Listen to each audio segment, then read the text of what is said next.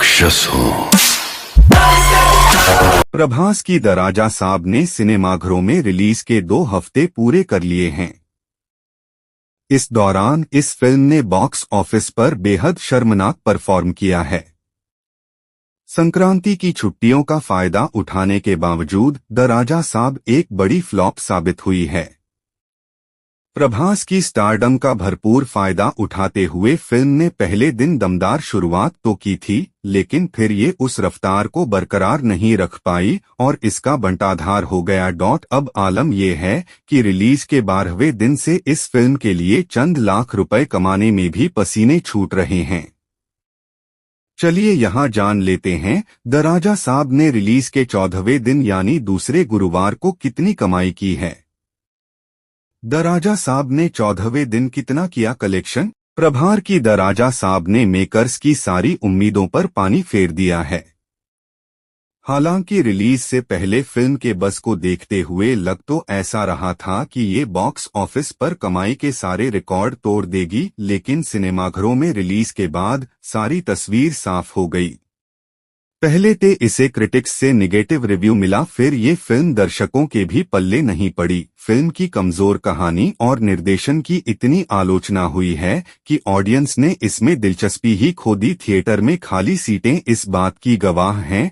वहीं शॉकिंग बात यह है कि रिलीज के 2 हफ्ते बाद भी ये मोटे बजट में बनी फिल्म अपनी लागत का 50% भी नहीं वसूल पाई है, और तो इसके लिए मुट्ठी भर कमाई करना भी बड़ा मुश्किल हो गया है।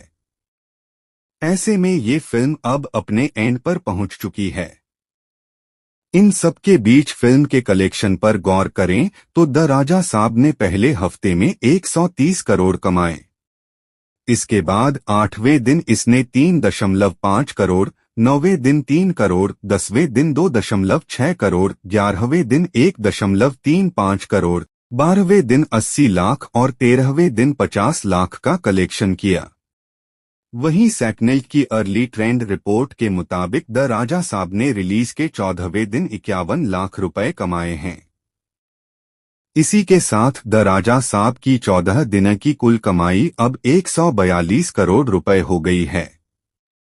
द राजा साहब से मेकर्स को हुआ कितना घाटा। तेलुगु की हॉरर कॉमेडी फिल्म द राजा साहब 400 करोड़ के बजट में बनी थी, लेकिन 14 दिनों में ये सिर्फ 142 करोड़ रुपए की नेट कमाई कर पाई है। 64% के घाटे के साथ फिल्म भारतीय बॉक्स ऑफिस पर डिजास्टर घोषित चुकी है।